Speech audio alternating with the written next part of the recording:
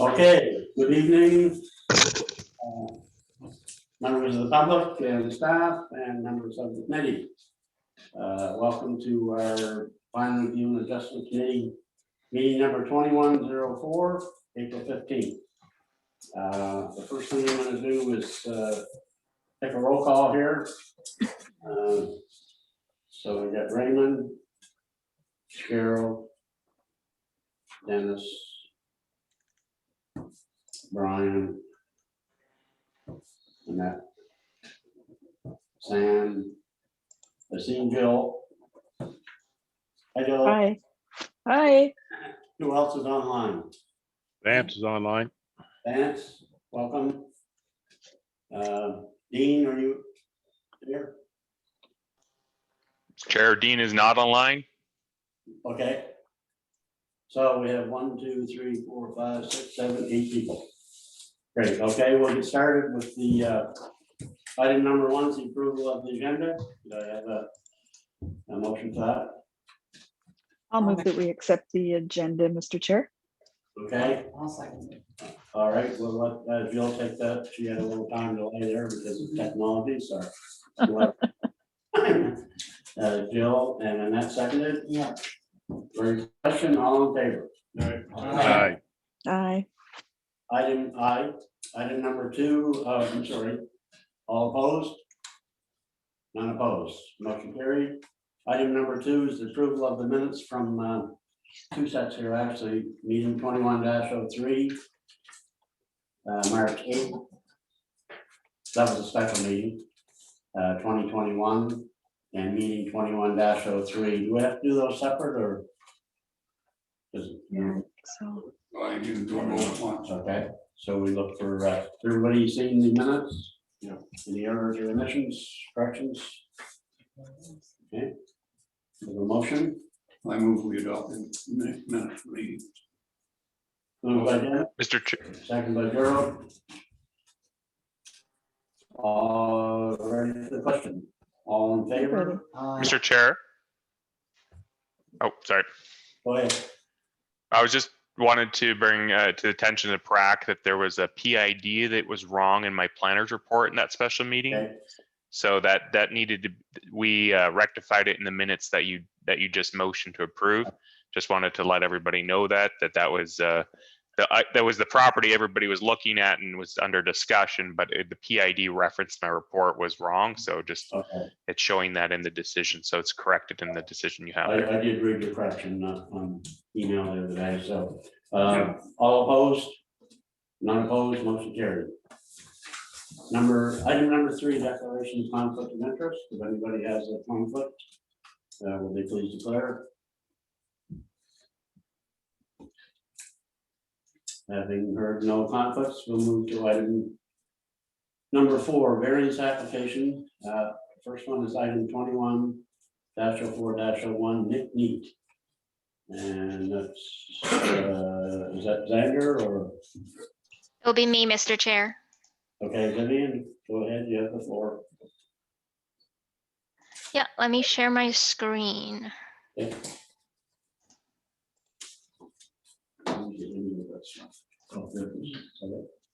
Okay, can everybody see it? Yes. All right, perfect. Before I begin, I have a quick note to PRAC. So the town of St. Stephen and St. Andrews each adopted a new zoning bylaw after this application has been submitted. So a few small changes has to be made to PRAC's report just to be consistent with the new bylaw referred there. It doesn't affect the variance being requested here, just to be consistent with the new bylaw. That's it. And this will come up again in my next file. So item number 21-04-01 is a variance application by Nick Neat. The subject property is 59 Hawthorne Street, St. Stephen. The applicant wants to build an addition to an existing shed. The addition will be 17 feet tall. According to the bylaw, accessory structure cannot be taller than the main building. So in this case, the main building is the single family dwelling on the lot, and the house itself is 14.4 feet. That's why this addition will require a height variance of 2.6 feet. Under the Community Planning Act, PRAC has the authority to grant a reasonable variance from the requirements of a zoning bylaw. Those requirements include the height of a building and a structure. So some background information here. The applicant owns both 59 and 61. As you can see, 59 has a single family dwelling on it, and the existing shed is on 61. Under the zoning bylaw, when two adjacent parcels are owned by the same owner, it's considered one single lot. Sorry, excuse me, losing my voice here. Initially, the applicant wanted to build the addition to 22 feet or 24 feet, which is deemed overly prominent. Instead, staff recommended 17 feet because 17 feet is the average height of this neighborhood. This is calculated from LiDAR data. So at this height, this shed would be considered compatible with the neighborhood, and it would also offer extra storage space as requested by the applicant. So the intent of the height limit of accessory structure is to make sure that they are not the tallest building in the neighborhood. In fact, the tallest building in the neighborhood is right next door. The neighbor's house is about 20.9 feet. So the 17 feet addition wouldn't be too prominent. The shed in addition is set back about 30 meters from the road and is hidden behind heavy vegetation. So as you can see on the picture on the left, it's really hard to spot this shed under the trees and shrubs. So staff believes just being a little taller than the house wouldn't cause too much of a visual impact on the streetscape. Staff has consulted a town CAO, and the CAO has no concerns over this project. Neighbors within 100 meters of the property also have no objections. One neighbor actually pointed out that he's in support of this project because giving the applicant more storage space will allow less clutter in the yard. So that will make a cleaner and more visually appealing neighborhood. So based on the above arguments, staff recommends that Planning Review and Adjustment Committee of the Southwest New Brunswick Service Commission grant the 2.6 foot height variance to allow an addition to the storage shed to be built. That's the end of my presentation. Thank you, Vivian. Alex is the applicant here. Do they wish to speak?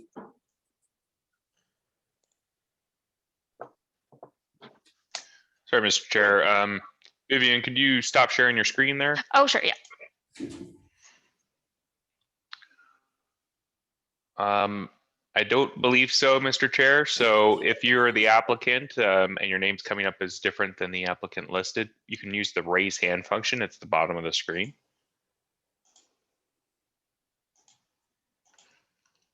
We'll ask them. It looks like we don't have the applicant here to speak. We'll ask at the same time if there are any others that wish to speak either in favor or opposed.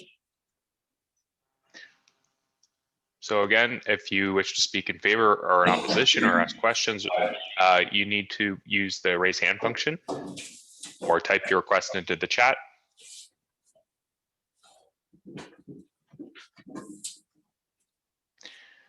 Mr. Chair, it looks like there is nobody who wishes to speak to this application. Okay, thank you. Open for comments or questions or motions. I'll move that we approve the staff recommendation for grant of 2.6 feet variance. I'll second it. Moved by Gerald, seconded by Brian Cornish. Excuse me, are we ready for the question? All in Ready? favor? Aye. Aye. Aye. Vance? Aye. All opposed? Aye. I guess everybody's in favor anyway, so the motion is carried. We'll move on to item 21-04-02, Town of St. Andrews. Not sure what that is on the agenda here. This is Town of St. Andrews. Yeah, that'll be my file again, Mr. Chair. Let me share my screen. All right. Okay. There we go. Yep. So again, a small change had to be made to staff's report just to be consistent with the new bylaw. Item number 21-04-02 is a variance application from the town of St. Andrews. The subject property is 110 King Street, St. Andrews. The town wants to erect a new freestanding sign for the Ross Memorial Library. At the bottom right corner, this is a conceptual drawing of what the sign would look like. This sign will request 4 variances. Number 1 is a height variance because this sign will be slightly taller than what's allowed in the bylaw. So it's a variance of 1.5 feet in height and 1.5 feet in lower clearance. The second variance is in sign area. This sign is slightly under 12 feet and it's also slightly bigger than what's allowed in the bylaw. So the variance would be for 3.1 square feet. This sign will be located on the front lot line, which is along King Street. So it will require a front setback variance of 7.5 meters. It will also require a variance of 2.5 meters from the side lot line. So here's a picture of the street view of the library. The town hasn't decided whether they want to put the sign on the left or the right of the walkway. If the sign is put on the right, then it will require the 4th variance, being the side setback variance. If it will be put on the left, then it doesn't need the 4th variance. This location will be finalized with the town when staff is reviewing their sign permit application. So some background information, this property is zoned as institutional and is located within the town plat. According to the zoning bylaw, a facility in the institutional zone is allowed a maximum of 3 signs. The library already has a fascia sign and an interpretive sign. So this freestanding sign will be the 3rd allowed one.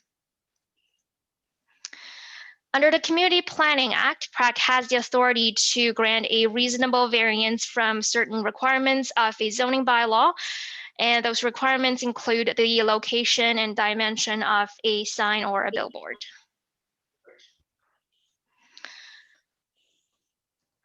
Staff believes this larger and taller sign would not be a safety hazard because it will be placed in parallel with the street instead of against it. So it would not block the line of vision of traffic coming and go on King Street.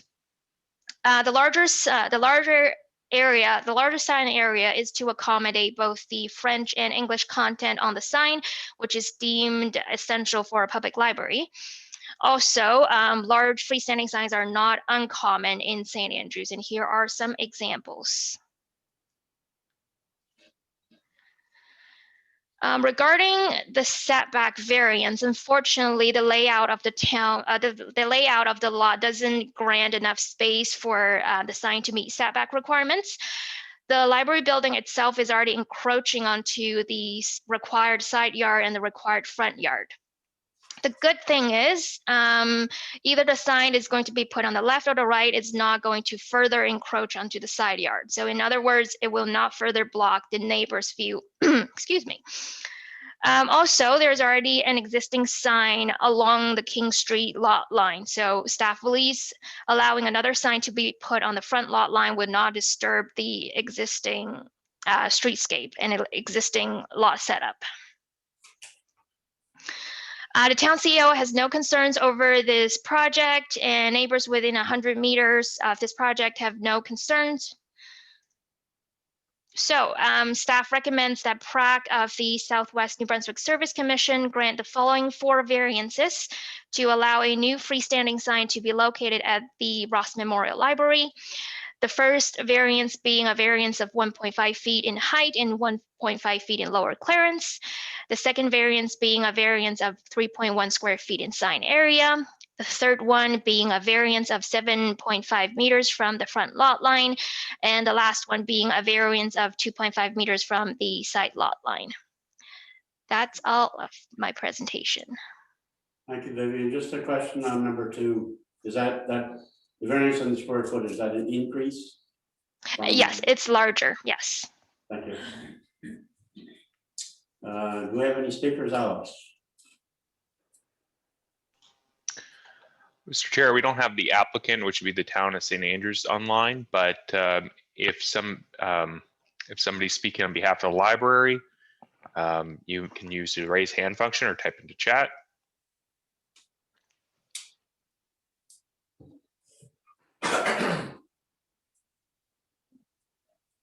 It does not appear that anybody's willing to speak to this file, so over to you, Mr. Chair. Okay, thank you. Any questions? Yeah, anybody for or against? We already did. Oh, sorry, I meant there's no applicant willing to speak. There may be people in the neighborhood who wish to speak. I misunderstood. I understood. Sorry. You had- so, do you have anybody that wishes to speak? in So at this favor? time, if anybody wishes to speak in favor, you may raise your hand or type into chat. Okay, we can continue the questions if they want to speak. This is why I do. Any questions, comments? Jill or Vance, any concerns? I have a question. Sure. I'm just curious why we're regarding some of these variances in feet and some in meters. Is that because the bylaw or the current bylaw is still using feet? Yes. So let me share my screen again, if I may, Mr. Chair. Sure. So sorry. So the height and the sign area is referred to in the bylaw as feet or centimeters, and the setback is referred to as meters or feet in the bylaw. So the bylaw itself is using different measurements. Okay, perfect. Thank you, Vivian. That was exactly my question. Thank you. That might be something somebody might want to look into. Yeah, yeah, it should be all the same things, yeah, it should be all the meters, really. Well, you young fellows. know. Yeah. We had no idea what to do for it. Okay, is there a motion? I'll motion that we accept staff recommendation to approve all 4 variances. I'll second. Moved by Brian and seconded by Raymond. Are we ready for the question? All in favor? Aye. Aye. All opposed? Motion's carried. We shall now move to item number 4. May take a minute for this one. Item number 5, I'm sorry.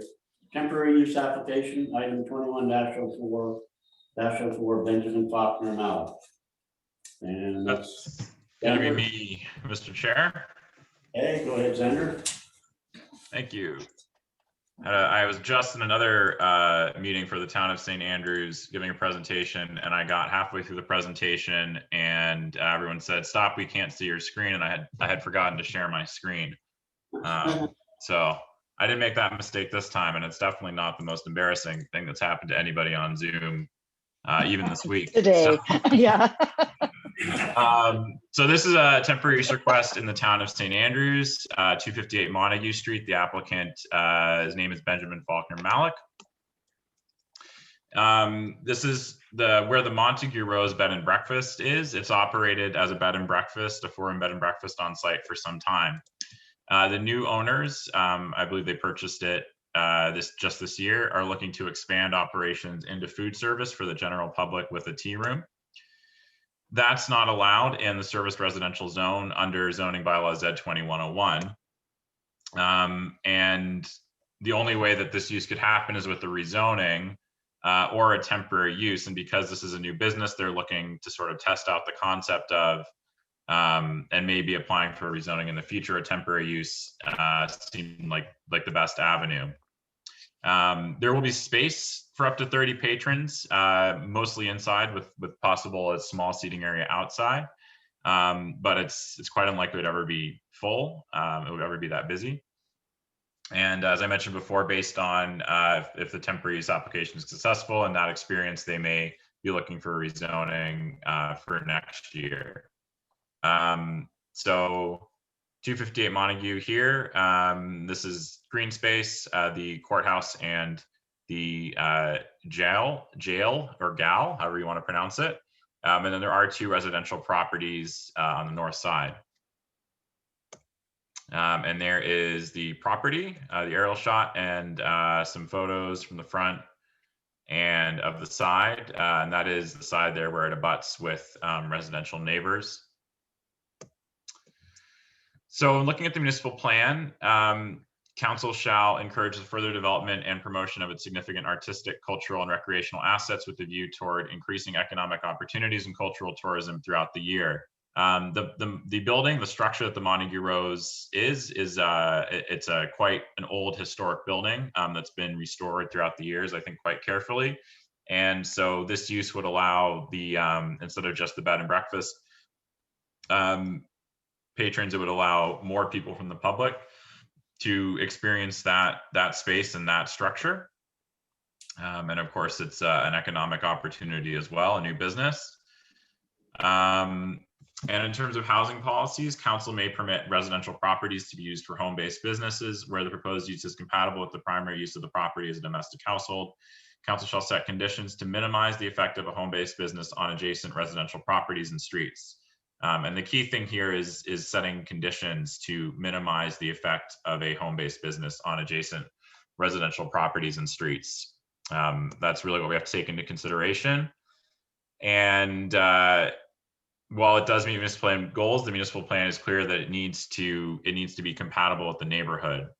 So hours of operation are one way to ensure that, and those are aligned with the town's noise bylaw. I believe the applicants will maybe speak to what they actually expect the hours of operation to be. The recommendation was to allow for some flexibility, but I don't necessarily think that they would be serving until 9 every night, but that's when the noise bylaw kicks in, is at 9. Parking, there are requirements in the zoning bylaw and those are recommended, but PRAC may feel that more parking is required. And I'll get to the public feedback in a second. And then this is sort of a last second thing, unfortunately, that was discovered in this process. Because this is a change of occupancy under the building code, a building permit will be required for public safety. So that's taken into consideration, even though there's no renovations being done. When there's a change of occupancy, particular kinds of changes in use, and this would be one of them, a building permit is required. So that would be a condition as well, that before the use could start. So there were quite a bit of communications. We did consult with the CAO of the town, and he believed it to be a desirable development as long as there were appropriate conditions to limit the impact on the neighborhood.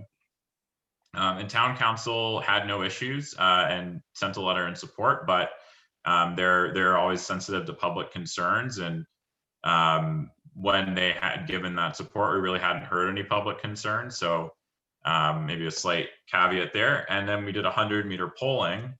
And some of the further neighbors who weren't so close to it really had no issues and supported the new business. But then there were some neighbors who are closer by who have some concerns over whether there's enough parking, whether the hours of operation go too late, noise, and potential expansion. As I mentioned before, a building inspector did identify the change of occupancy requiring a building permit. So the building permit thing is not something that you've seen on the report, because that was just discovered in the last few days, but it is a recommended condition that I'll get to in a second. In terms of legal authority, this comes from the zoning bylaw and the Community Planning Act. The Planning Advisory Committee, or PRAC, may, as the case may be, may, subject to such terms and conditions as it considers fit, authorize for a temporary period in accordance with the Community Planning Act, a development otherwise prohibited by this bylaw, and require the termination or removal of development authorized under Clause A at the end of the authorized period. And the Community Planning Act, that period is always a year. And the only way to get a second year is with a rezoning application. So staff is recommending that PRAC approves the temporary use with the following terms and condition: that hours of operation shall not exceed 8 a.m. to 9 p.m. A parking area for 8 vehicles shall be maintained on the property. The parking area shall be screened from the view of any adjoining residential zone or property through a 2-meter wide planting strip of landscaped open space or by a wall or decorative wooden fence or chain link fence with filler strips woven into the mesh or some other screening facility of equal screening value. Such screening facility to be at least 1.5 meters and not more than 2 meters in height, and so located as to not conflict with any site triangle requirements. And a building permit must be acquired before any indoor service can begin. So at this point, I just want to remind PRAC what their options are here. So you can move to approve with staff's recommended conditions, as you've done for the last 2 applications.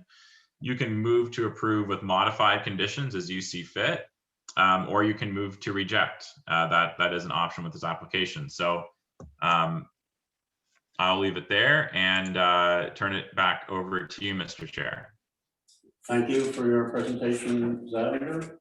And Alex is the applicant here, and do they wish to speak?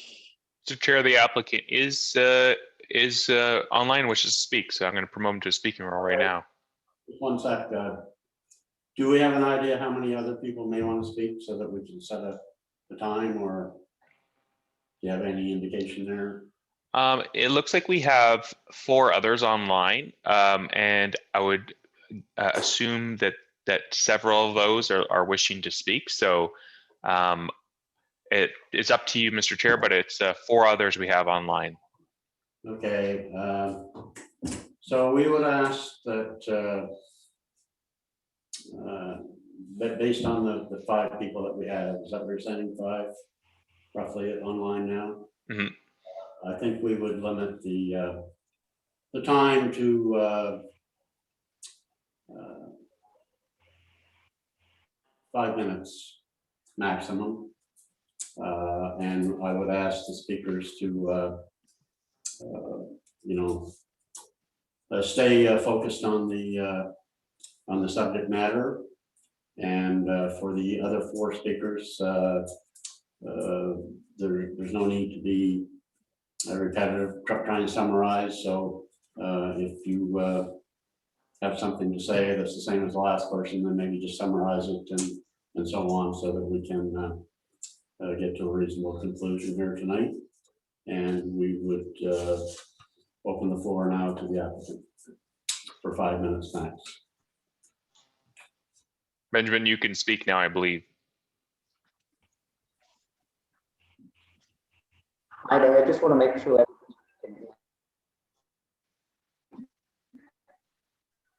And for a minute. Seems like you're cutting out. I don't hear him. Hi there, everybody. Can you hear me okay? It's muffled, but try it and we'll see.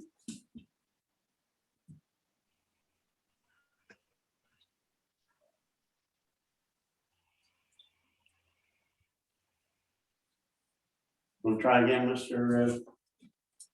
Malik.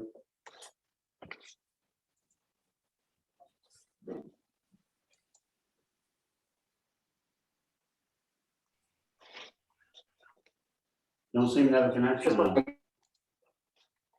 Can you hear me okay? No, we're not.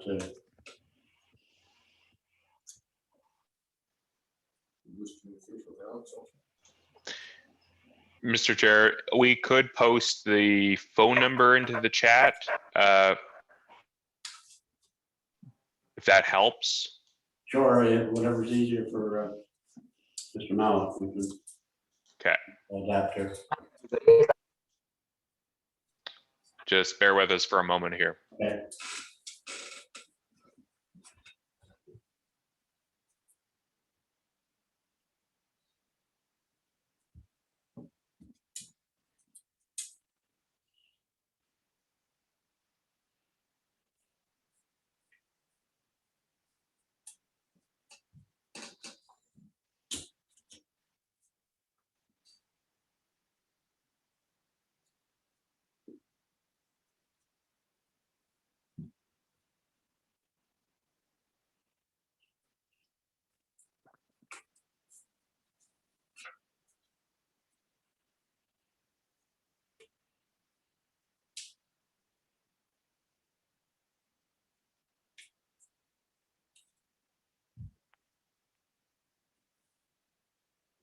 I'm gonna try Benjamin again. Can you try it, Hi. Ben? Sure, is that better? Yes, Okay, sorry about that. I think the Wi-Fi cut out and I just had to switch to data. Thank you very much for your patience. Okay, I'll keep my bit short and sweet, and then if anyone has any questions, we'd be very happy to answer and try and alleviate any worries. Our plan is just that after guest breakfast service is finished, we'd like to open our front room to the public where we can serve tea, coffee, and small baked goods we plan to source from local vendors. Thank you very much. okay, I got a bit of that, but it was a bit muffled. Do I understand you to say that the summary of what you said is that you would like to open your business to the public and that you would invited us to ask you questions?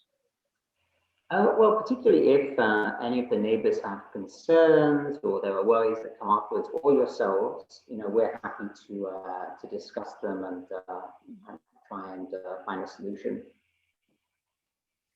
Okay, so do we want to ask questions now or want to go to the other speakers? So the other speakers. Okay. All right, is there anybody else, Alex? Thank you, Mr. Malik. Are there any other speakers that wish to speak in favor? All right, if there's anybody who wishes to speak in favor, I'll promote you to a speaking role. It looks like we have Jamie Kelly here, Mr. Chair. So anybody else, just raise your hand or type into chat.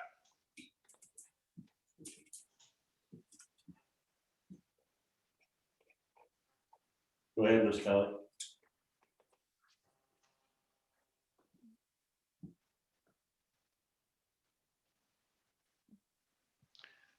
Jamie, it looks like you can talk. I'm not sure if you're trying to speak or not.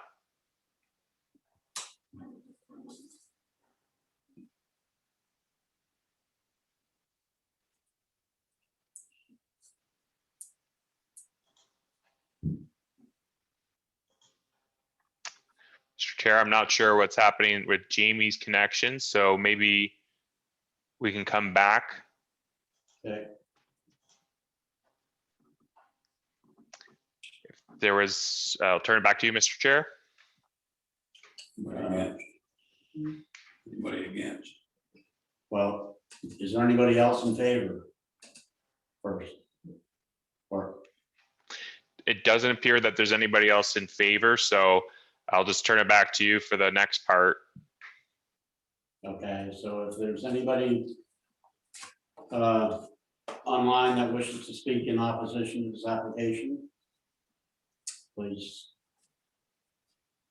indicate to Alex that you wanted one line. Okay, we got the first one here is Mary Dune. Mary, you're going to promote you to a speaking role.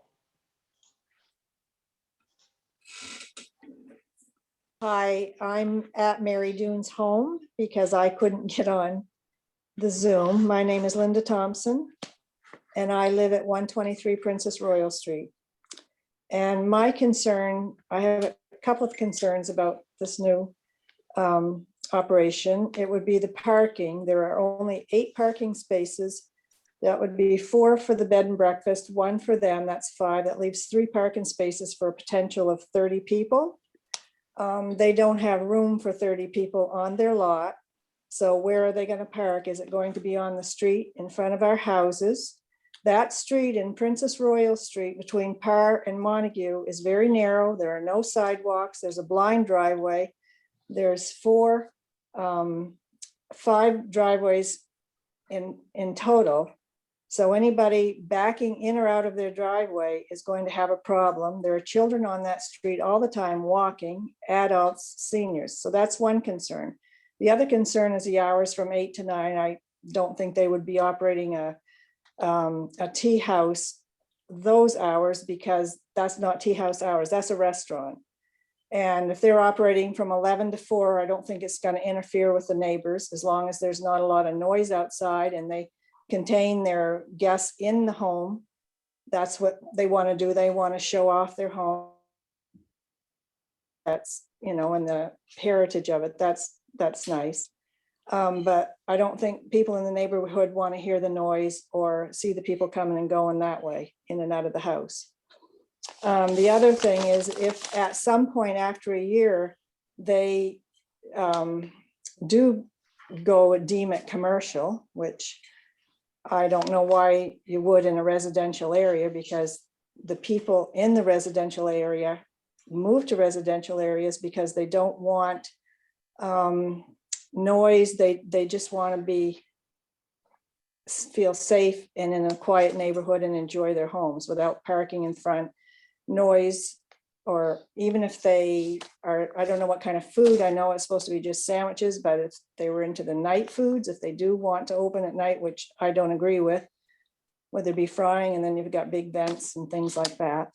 And if they did approve it at some point for a commercial, I would not agree with any liquor license in a residential area. This is a residential area, that's commercial, and downtown, there's a lot of places to have liquor. Those are my three concerns. Thank you. Thank you, Ms. Thompson. Do I have any other speakers else that wish to speak? Mr. Chair, Jamie Kelly still wishing to speak, it appears. I've put it to Jamie to type their request into chat. Oh, it looks like they're gone. So if anybody else wishes to speak at this time, you can use the raise hand function or type into chat, but I'll just wait a moment.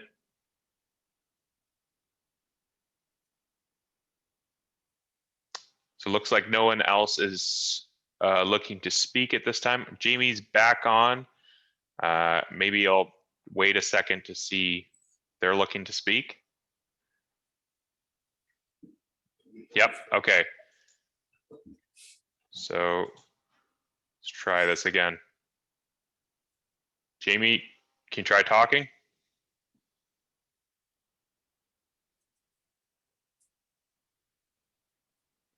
Can't hear anything.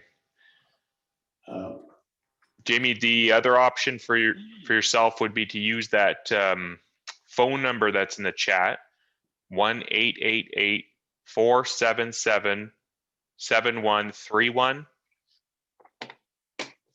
1-888-477-7131, and we'll try dialing you in on that point.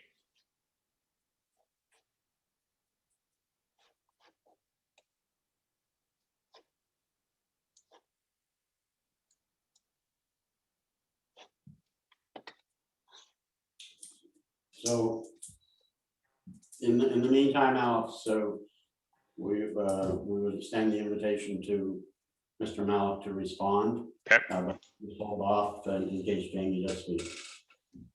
So if she can't make contact, then give Mr. Malik the opportunity to respond to the last speaker's concerns, please.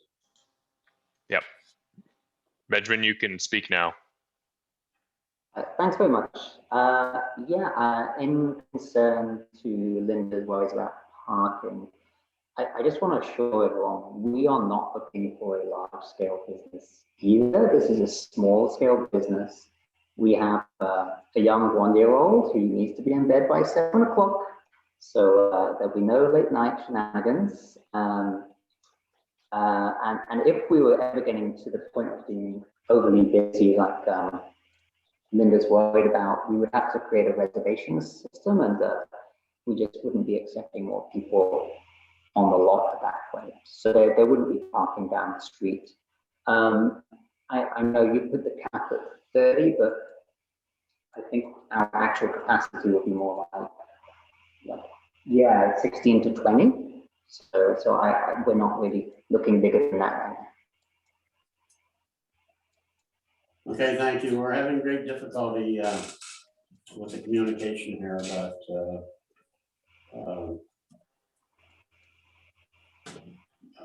I don't think there's any more speakers there right now, but. Mr. Chair, we did get a typed chat from Jamie Kelly finally here. It's come through. Can I read the question? Sure. Okay. Jamie said, did the PRAC members receive the 4-page letter I sent earlier today? Thanks, Jamie. Yes, we did.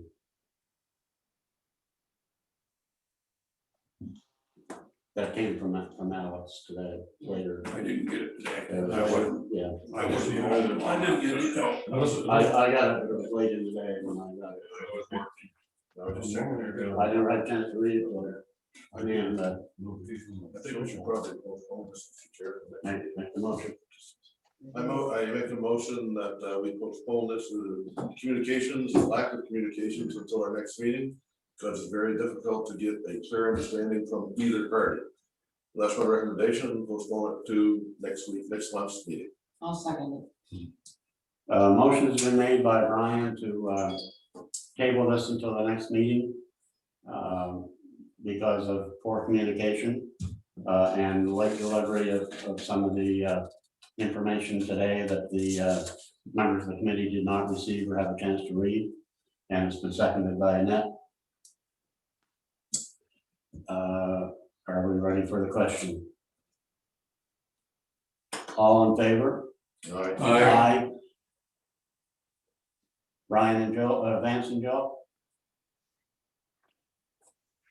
I got the letter in plenty of time myself. I would vote nay to the tabling of it. Yeah, I think he deserves a decision. Vance?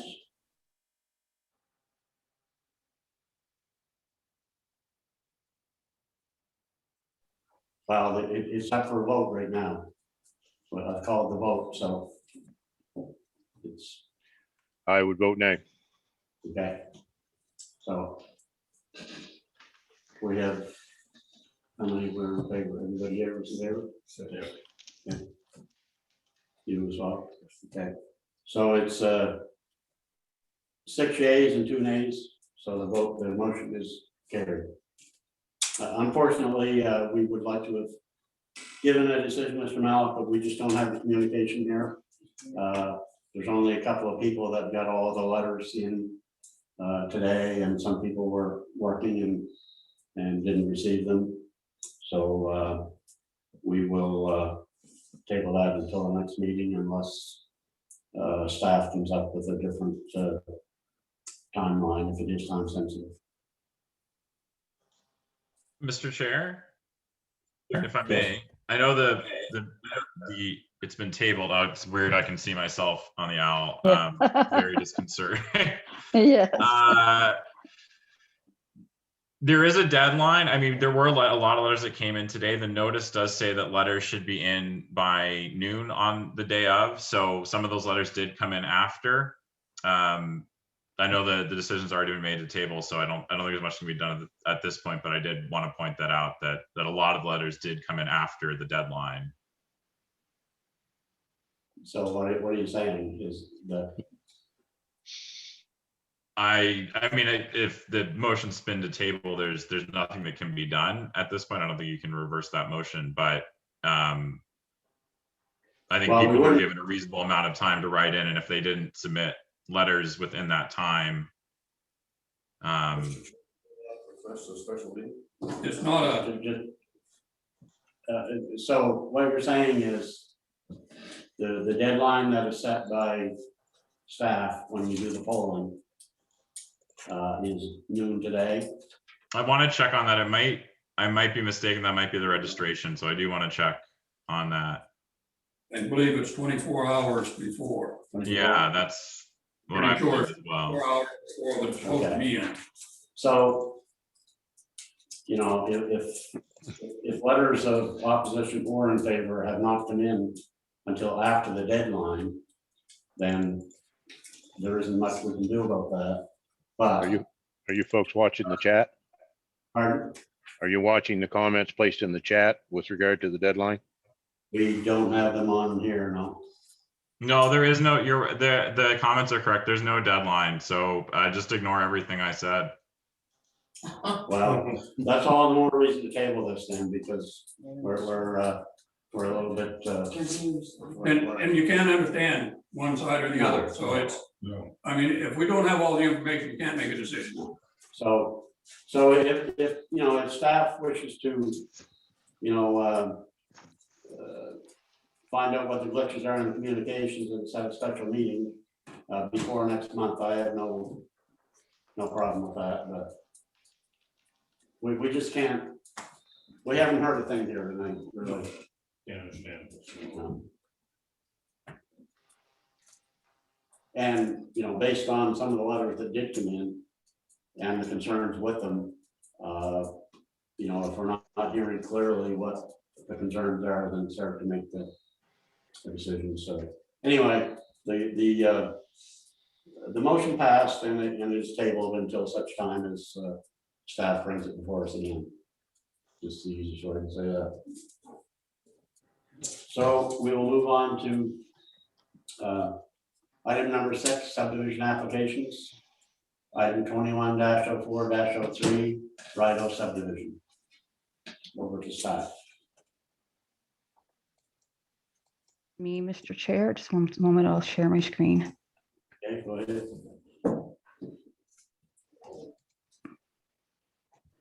Okay, can you see it?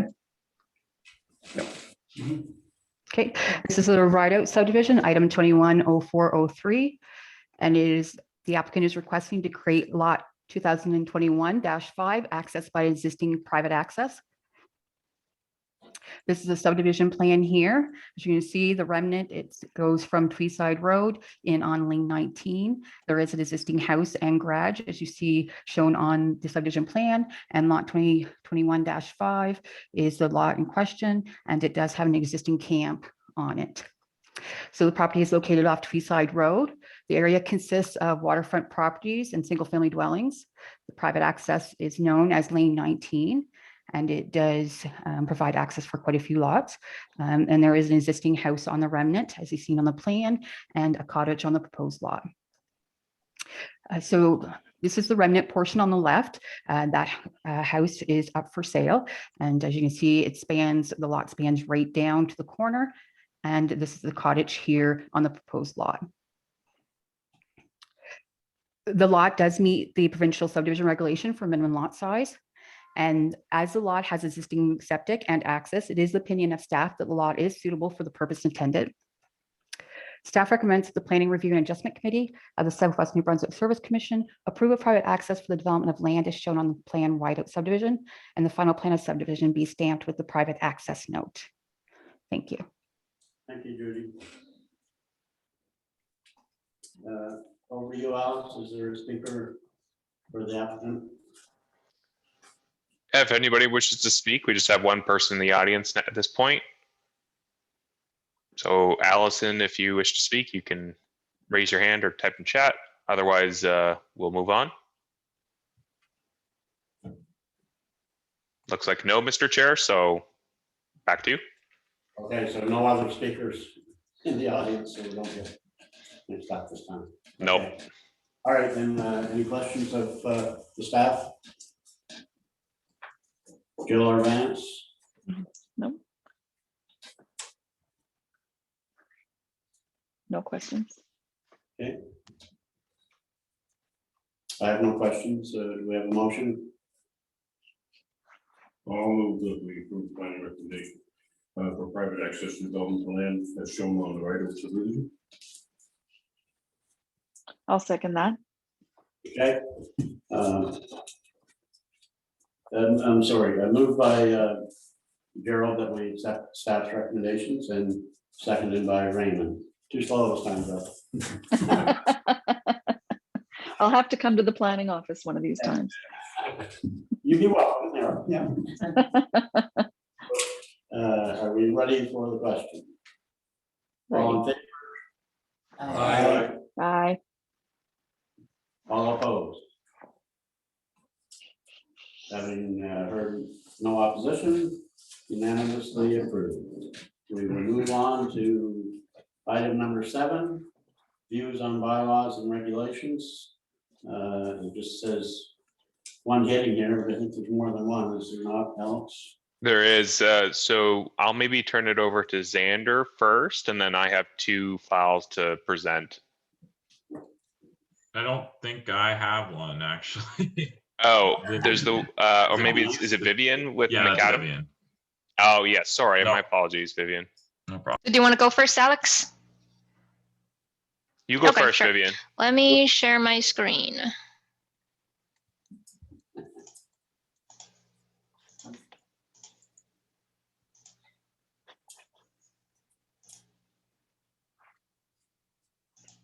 Okay, can we see it? Yes. Perfect. So I have bylaw number 65 here for the village of Macadam. It is a bylaw to amend the rural plan. This amendment will define and regulate beekeeping activities, aka apiculture, within the village. Whoops. Before we go any further, what is apiculture? Beekeeping. Sorry, I didn't hear the question. It's beekeeping. Oh, it's beekeeping. It's just a more Okay. formal term to say beekeeping. Fancy name. Spring and rock, but I just never seen it. No. Yeah, I'll use the word beekeeping instead then. All right, so here's some background information that staff found in order to draft this amendment. At the moment, beekeeping activities in the province are regulated on a provincial level through the Apiary Inspection Act. There's virtually no regulation on a municipal level, so Macadam will be one of the first municipalities to draft something like this. So that's a big bonus. Staff did find some best practices in beekeeping regulations elsewhere in Canada. Those best practices usually involve reducing the risk of having bees close to humans and reduce the chance of land use conflict. So staff was able to extrapolate some useful information from those best practices and tailored it for the village of Macadam. So the first part of this amendment introduces 4 new definitions to the rural plan. The definition of apiculture, aka beekeeping, and a definition of beekeeper are consistent with the definitions in the Apiary Act. The definition of beehive and nucleus colony are extracted using common knowledge. So basically a beehive is an established bee community with a maximum of 2 removable frame. And a nucleus colony is sort of like a startup colony. So it will have only 5 removable frame. With time, a nucleus colony is able to develop into a full beehive. So basically the 2 are interchangeable. The second part of the amendment includes some existing zone and land uses that staff identified where apiculture use or beekeeping use can be considered compatible. If we look at the zoning map of Macadam, at the bottom left corner, there is this large green area on the outskirts of the village. Those are in the G zone. In a G zone, a farm is already allowed, and it's only natural to allow beekeeping in a farm so people can conduct large-scale commercial or agricultural beekeeping activities. People can also have bees in a G zone when they don't have a farm. So in this case, it will be a secondary use to whatever main use they have in a G zone. When people want to keep bees in the more urban dense area, they can do it as a secondary use under certain circumstances. For example, when the main use is a residential use in an R1 zone, or when the main use is an artisan manufacturing use in a C2 zone, or when there's a community garden in any zone, then apiculture can be allowed as a secondary use, which is considered compatible. One thing to point out here is when the main use is a school in the R1 zone, or when it's an institutional zone, apiculture use or beekeeping can be allowed when there is an incidental educational program. Also, this use will be subject to terms and conditions applied by PRAC. This is to protect vulnerable populations such as school kids. The third part of this regulation includes some beekeeping regulations. So wherever beekeeping is allowed, it should also follow those regulations. first and foremost, it clarifies that these activities are still regulated under the provincial regulations in terms of registration, inspections, and so on. This section also regulates how many beehives people can have depending on their lot area. So a typical lot in Macadam with a single family dwelling, people can have about 2 beehives on a lot like that. So, and the larger the lot, the more beehives people can have. This is up to 6 beehives, with an exception in the G zone. So in a G zone, people can have much more beehives as of right, because it's to encourage large scale commercial activities. There are requirements on where the beehives can be located, and it should also be located behind a fence. These are to make sure that there is a safe distance between the beehives and the neighbors, just to ensure public safety. And last but not least, when town receives any complaints on any dangerous or dilapidated beehives, they are subject to enforcement. So here is a diagram showing how those requirements will work. So this is a typical lot in Macadam with a single family dwelling, and people would be allowed 2 beehives in the backyard. The beehives have to be set back a certain distance from the street, the lot lines, and the neighbors. And it's also located behind a fence or a hedge. So this is just a straightforward way to show people how this works and make it as user-friendly as possible. The idea here is not to prevent people from having bees, but to encourage it in a safe and compatible way. So staff recommends that PRAC provide views on this bylaw to council. This is a bylaw to amend bylaw number 58, being the rural plan bylaw of the village of Macadam. That's all from me. Thank you, Vivian. So open for discussion. Well, my chair was here. I've had 2 major incidents over many moons. One was a fellow engineer that worked with me. I had with him. He get hit with a bee. He's dead with him 2 times, and I had to carry one all the time. And the second one was my wife 3 years ago in the hospital with a bee hit her on the foot, slapped it, and his foot. And I'm in the rural area, so I'm a little bit concerned that, hey, I love the bees. But the thing about it is, I'm concerned because those 2 situations I personally have seen, that beehives in an urban area, to me, is a little bit frightening. Rural area, yes, but when you have them inside of the town limit, little kids, you don't know, peanut butter type issues, bees can be killers, literally. They don't have to be killer bees, they just have to be. And you have to carry epidemics. It's a concern. Yeah, it is, that's all I'll say. I'm not against it, but it should be addressed because I'm really concerned about it. Mr. Chair. As to that, we had 125 hives in our field. A friend of mine had there, and we have a neighbor that is highly allergic. We had to let them know beforehand, before they were out. When we are, as I would say, G, we have 65 acres, all farmland, but we had to let her know. And she was aware of it, but she was told also that if she has no allergies, she is to carry them. Yeah, That's a good point. Yeah. I can understand, a rural area. Yeah. And we're in the town limits, but it's still rural. Yeah. Vance, have any comments, concerns? I also had the same concern. I had myself have an allergy to bees and other stinging insects with carry venom, and I also carry an EpiPen with me.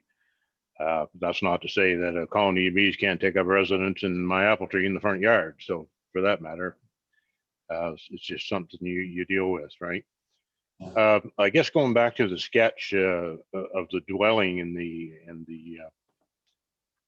regulation, I guess, put in place that these hives have to be behind a hedge or fence, some sort of screening. It looks to me in the sketch that they're actually in front of the hedge. It doesn't serve to wrap around them or sort of things. What is the actual regulation? Like you need a hedge on one side of your beehives or on three sides of your beehive, or? If I may, Mr. Chair, so the regulation requires the beehives to be located behind a solid fence or a hedge, and those barriers has to be at least 6 feet tall. So the reason behind this is that when you have a barrier on the flight path of the swarm, it will direct them away from human level. So at 6 feet, it's behind like an average human level. So bees wouldn't like fly straight into people's face. That reduced the chance of unfortunate bee-human interactions. So that's one precautionary measure to reduce the risk of having bees in the urban area. The other requirement is a physical distance from the lot lines. So again, that's to keep bees away from neighbors. That doesn't guarantee that bees won't fly into the neighbor's yard, but at least there's a distance between it to reduce the chance. Okay, so what is the requirement of the bear resistant barrier? So the bear resistant barrier is only in the G zone, so in the more rural, on the outskirts of the village. There isn't really a specific requirement on it, as long as the development officer is satisfied with the bee barrier, it should be permitted. I'm sorry, you say it's not a specific requirement? There's no specific requirements on like the height or what it's made of. It's just saying there has to be a sufficient bear resistant barrier subject to the satisfaction of the development officer. Okay, so you have to have one, but there's no real specification as to what it needs to be. Right, exactly. Okay, thank you. Jill? Well, I mean, certainly not my bag, but if that's what the town wants to do, I'm certainly not one to object to something they want to do, as long as people are checking with the regulations and following them, and then there's an enforcement when that doesn't happen. But I wouldn't want one next to me. No, I agree with Jill, and one thing I should point out, it wasn't in Vivian's presentation, but basically you can have it on any lot of any size. If the lot was created before this bylaw, you can have one. Is that correct, Vivian? Yes, so on an undersized lot created before the bylaw, people are allowed a maximum of one. Maximum of one. So basically, we're not restricting it to particularly sized lots unless the lot's created after the bylaw is created. So any lot in Macadam essentially would qualify for one. So I'm not particularly myself, I'm not fussy about that. I got nothing against beekeeping, but to me it's more of a rural thing. The bigger the lot, the better. And from my perspective, that would be my comment, I guess, on this. Oh, if I may add something else. So it's not any lot in the town of, in the village of Macadam. So it still has to follow the specific, main use in a specific zone. So it still has to follow that. But in the case that it's created before the rural plan was in effect and it's undersized, then it's only allowed one. Okay. Dennis? I grew up with bees, but most of my family members, uncles, not all had bees. So where I was brought up, bees are advantageous to have around. Honey bees or tame bees are just that. You don't notice them around unless provoked for some way. But I could certainly understand if it's allergic to it. Yeah, having a concern. You're still gonna have the wild bees are gonna be around anyway. Oh, yeah. And they're the ones that you're more apt to get bit by rather than your honeybees. Your honeybees are pretty well my concern, I've seen them swarm. Yeah. From hives. And you can grow it up to a queen, yourself this season and shake the branch and all the bees will go in the box with the queen and nobody gets stung. I didn't cut the branch, from down to a hive. Yeah. For the domestic bees. I don't know, maybe over that one, it should be really a concern, but Well, I just, from my point of view, I don't really know enough about it to say one way or the other, but people with allergies certainly would be justified in having concerns. especially if you had a kid that had allergies. But Mr. Chair, so would be appropriate, going back to what John here just said, is that when they put a hive or multiple hives in an area, that is up to the village or town or who to notify the neighbors that we have live bees now, and in your concern, check it out. And if they do, it's permissible to have it, but you have to notify them just in case. And that way, if they have to get an EpiPen, it would be, you'd be avoiding a lot of problems. It could be lawsuits. I mean, you really don't know. Our high numbers, sorry. you'd be okay with that? Yeah, I know I have sunflower seeds that are 12 feet high. Yeah. And I can take my cell phone down and put my hand right up on top of them, I almost literally touch the bees, they don't bother me. But I'm like you, most of them are the non-tame variety, and they're bigger, but I've never been bit by a honeybee, but I'm just concerned that working with people that have been, they're scared. This partner that worked with me, he was scared to death. I'm not Oh, everybody. well, I have son-in-law the same way, that they were home last summer, down to the beach there one day, and then nowhere was a bee or horn or something, and it slipped in his sandal. Yep. And, it was bad, so they had to get it back. So, Notification of some sort. yeah, so I'll ask Vance, Vance, you had a concern as well because of allergies, so do you have anything you could add to, as a condition? I don't know. I don't suspect this is everybody's going to jump on the bandwagon here and get bees, that sort of thing. And for those of us who understand the allergy to it, and and we come equipped with carried EpiPens, etc. It's but there's a lot of young kids and well, anybody who doesn't know, who isn't aware that they have that allergy, and you can find out the hard way in a big hurry. And especially around small kids, it doesn't take too many bee stings to to end your life, really. It's the extent of your allergy. So that that is a concern, and it's a valid concern in everyday life. You can never know when you're going to come across a hive of bees, I guess. But I believe that certainly, and I know that these bees, when you get into this, that you have to register with that. But I don't know how much of that is communicated to the neighbors or to other than going and looking at the actual registry. Do you even know what your neighbor's up to in his backyard, kind of thing? So the notification thing would be something I'd like to see in place. Absolutely. Okay. Mr. Chair, if I may, I believe under the Provincial Apiary Inspection Act, the beekeeper is required to post some sort of a sign on his or her fence, or I don't know, on a house, to say that, I have bees on this location and this is my name, this is my contact number, in case anything happens. So that's already regulated under the provincial regulation. Okay. So this still has to go for public comment, is that correct?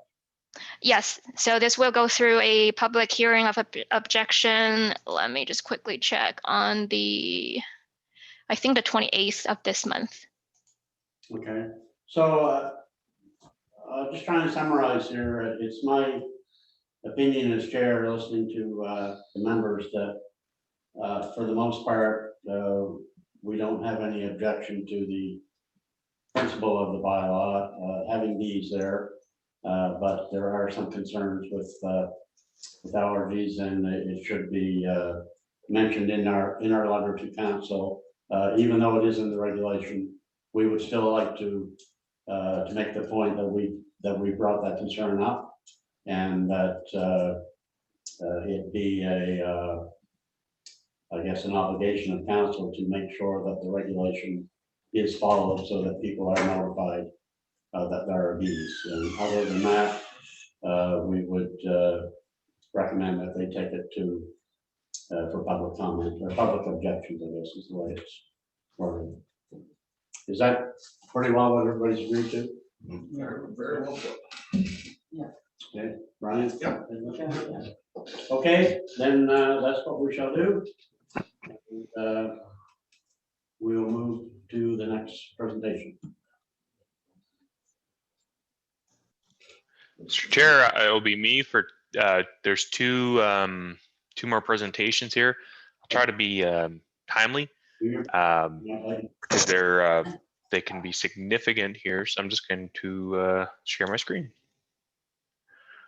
I think I'll start with the St. Stephen one.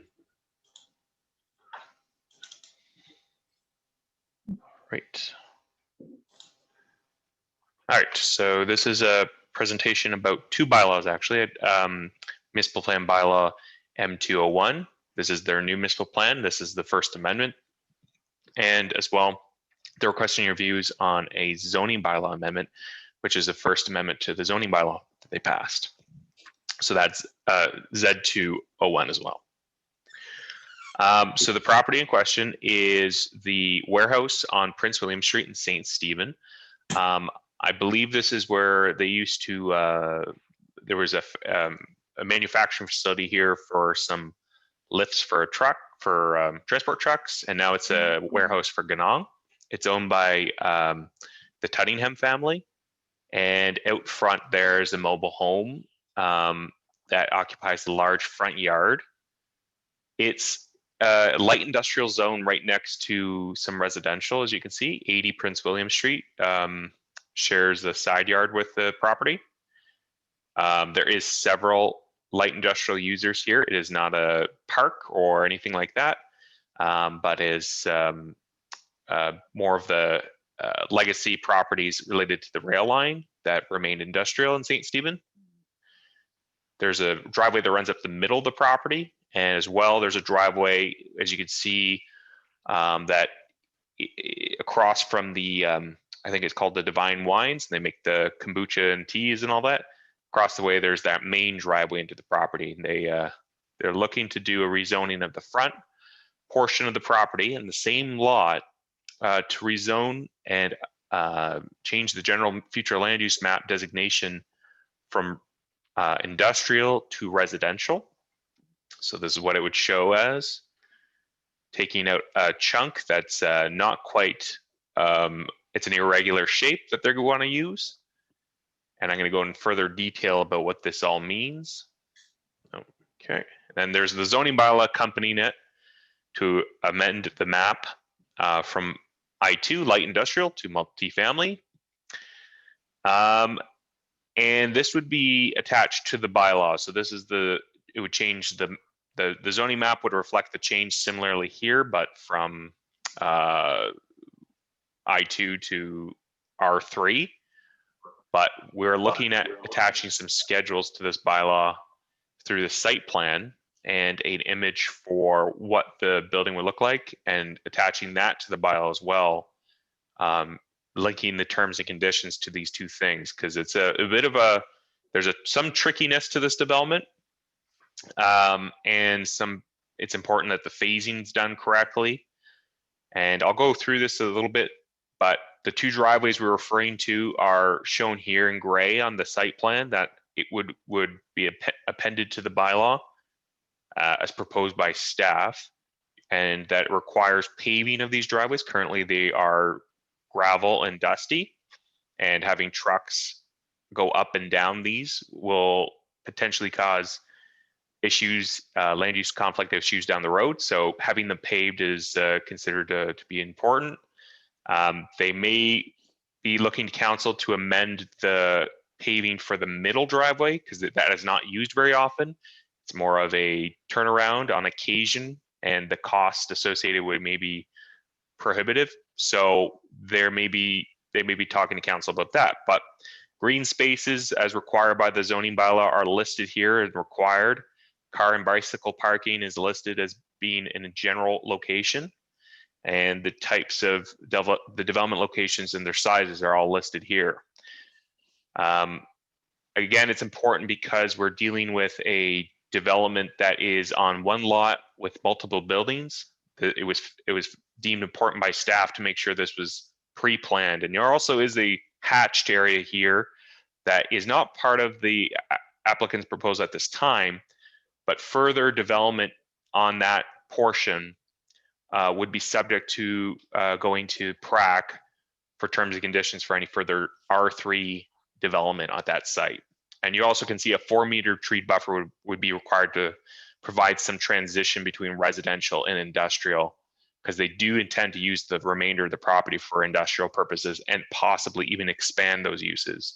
So given the complexity, it was deemed important to do this. As well, they wanted to have something that looks good for the community, and this is what the applicant submitted, so we attached it into a schedule to make it required that they build something substantially similar to this. Going through the policy, it is important that we're looking at transitioning some industrial areas in St. Stephen that are more legacy. They're not necessarily in industrial park, and they're kind of in the middle of the residential areas. Redeveloping those to more compatible uses is deemed to be one of the goals and policies of the municipal plan. So staff was looking at the that industrial use. We're also looking at the great need in St. Stephen to increase the rental housing stock, not uncommon for basically Canada. But there's a lot of different considerations council has to make when they rezone property to multi-unit residential. The municipal plan puts a lot of different considerations in place. So staff had to look at all of these various factors when they're proposing terms and conditions to council. There was also there was some resistance from the applicant to look at rezoning the whole frontage.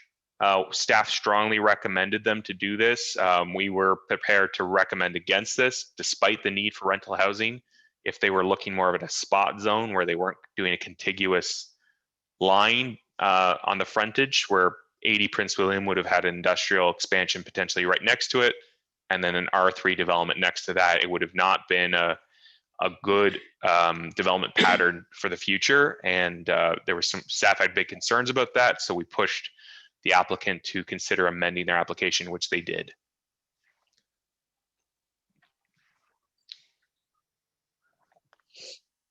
So the terms and conditions, as I discussed in the site plan, you can see them visually. So the 4-meter conifer tree buffer to the satisfaction of the development officer to screen the industrial portion from the residential portion as per Schedule B1 prior to September 1st, 2022. That the access points, and this is how I'm recommending it now, staff may or council may amend this based on the applicant's request to have a relief from this, but they're that staff's recommending that both access points connecting Prince William be paved with asphalt or other dust-proof material to the satisfaction of the development officer. Of course, that's site plan by September 1st, 2022. Oops. And that the overall development be carried out in substantial conformity to the site plan, as we already talked about. 4, that 1 12-unit apartment and building and any other outdoor amenities or parking facilities be complete or substantially complete to the satisfaction of the building inspector by September 1st, 2022. The building inspector in this case actually doesn't work with the commission. The town employs their own building inspector. So this would be for the town building inspector to ensure. There's the second building, that be complete by 2026. So they're looking at getting the first one done as soon as possible and the next one in the next 5 years. So we want to hold them to that because we don't rezone it and then not see the development that the town desires and needs. So it's important that this actually does take place as per the plan. 6th and last, that the exterior design and cladding of both apartment and building shall be carried out in substantial conformity with the architectural renderings, Schedule B2, to the satisfaction of the building inspector. So the building inspector is on site, making sure that they're following other plans. This will be one of the other things we'll have to communicate with the building inspector about. Likely, I will also need to follow up with the building inspector on this one. So that's the whole presentation, and I'm just turning it back to PRAC to decide how it would like to express its views on this. Okay, thank you for your presentation, Alex. So open for discussion. Go online first to Joe. Well, it's a big, complicated development, it looks like, with a long horizon for completion. So, I mean, if it gives the town what they need, I absolutely support it. It's just a lot of moving parts, it looks like. Thank you, Joe. Vance? Alex, how does this, I noticed the two recommendations, I guess, or terms here, 4 and 5, regarding the building of the 2 units as separate, one in 2026. So what happens if it doesn't take place? What is? Well, if I may, Mr. Chair, the developer would have to follow these conditions. Potentially, they could lose their rezoning if they didn't. Now, in practice, I think you'd be going to council to appeal your conditions to not appeal in the assessment and planning appeal board, but it'd be like going to council to say, we are not able to proceed with phase 2. Could you provide relief? Can we give more time? They can always go back to council for this. Actually, if you recall, 260 Water Street in St. Andrews, council rezoned that property for that Princess Royal condominiums.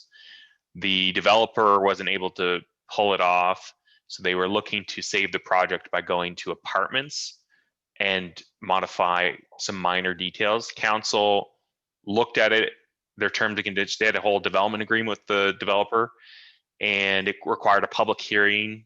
And they looked at the terms and conditions, and they said, "Okay, well, we'll extend your time frame, and we'll make some other accommodations as well. We'll tighten up some of the requirements." So council was able to renegotiate some of the terms and conditions when the applicant did that in that case. I think that project, by the way, is going to be canceled, just out of your curiosity, if you had any. So, but yeah, that's the long answer. Sorry. Yeah. No, that's perfect. It seems like a great development and certainly usable. Thanks. Yeah, I particularly take the architecture of the building. It's not just a plain old unit apartment building. It fits in well with what's on some of the older homes on Prince William today. So I think it's good development. I agree. Right. Sounds good. I agree. I agree too, and I also thank you for that question, Vance, because that has come up before. So it is a valid question as to how things get enforced. I think a little bit of a different situation, but I know a couple of development agreements in St. Andrews. When I was listening to the council news, that some councilors had the same question when they granted temporary use and so on, with the promise of somebody building something next year. And the question is, how do you, how's it get done? But anyway, we've raised the question. So I think generally everybody's in favor of sending our views to council and saying that we're in line with their wishes. It's Great. Okay. If I may, I'll go to the next presentation. Okay, Alex, go ahead. All right. Oops, I can't see that.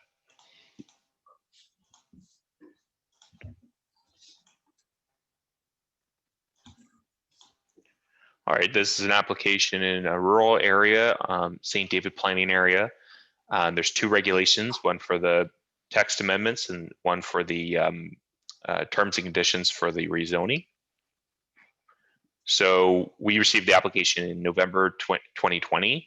The application is reviewed by us, package sent to the province, and that was circulated to provincial departments sometime in December, and we received all comments back in January.